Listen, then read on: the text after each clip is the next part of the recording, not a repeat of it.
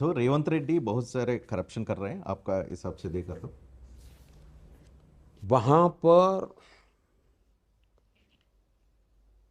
कोई चीज ऐसी नहीं छोड़ी जा रही कि जिसमें कट कमीशन ना हो। सो तेलंगाना पॉलिटिक्स में इस बारे आपका पार्टी का परफॉर्मेंस कैसा देख सकते हैं?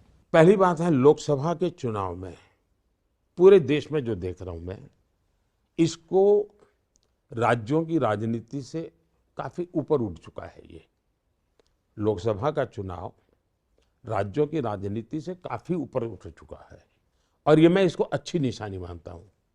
और ये मैंने 2014 में भी देखा, 2019 में भी देखा, और जो शुरू में आपने सवाल पूछा था, इसमें का जवाब इसमें भी है। ये 2014 और 2019 के चुनाव में थोड़ा बहुत भी राज्यों की स्थितियां, छवि का असर रहता था।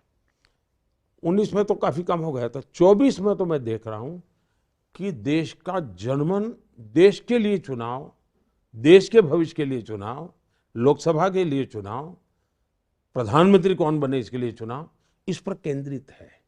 और जो इंडी अलायंस को तकलीफ हो रही है, वो इसी बात पर हो रही है कि भाई पहले नाम तो बताओ, आपका प्रधानमंत्री कौन, किसको दे। फिर वो कहते हैं कि चुनाव, अब एक भी पार्टी 272 सीट नहीं लड़ रही है जी। जब बीजेपी की सेवा कोई भी पार्टी 272 सीट न लड़ती हो तो जीतने का तो सवाल ही नहीं है। जब 272 सीट नहीं लड़ रहे हो तो सरकार बनाने का प्रश्न ही नहीं उठता है जी।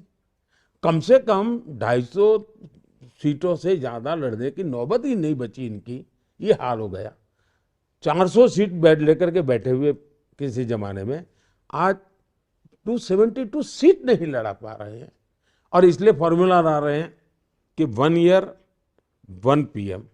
अब मुझे बताइए कि मान लीजिए खेत है, या तो 10-12 खेत किसान इकट्ठे होकर, उनके खेत है, और 10-12 किसान तय करें कि भाई अपने पानी के लिए ट्यूबवेल करना होगा, और कोई जानकार व्यक्ति बताएं कि अगर आप 100 मीटर यहाँ खुदाई करेंगे तो आपको पानी मिलेगा, और आपके सब खेतों के लिए पानी 100 मीटर तक जाना पड़ेगा।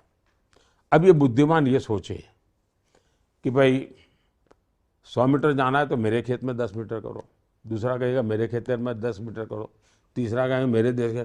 अगर ये सभी खेत वाले कहे कि मेरे यहाँ 10-10 मीटर करो तो पानी निकलेगा क्या? पानी तो एक जगह पर 100 मीटर करोगे तब निकलेगा जी।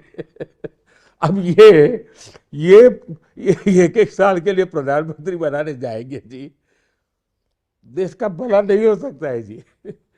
इन्होंने इन्होंने देश के इतने बड़े महत्वपूर्ण चुनाव को, लोकतंत्र के इतने बड़े महत्वपूर्ण चुनाव को ऐसा एक भाषणबाजी का खेल बना दिया, झूठ बोलने का खेल बना दिया जी।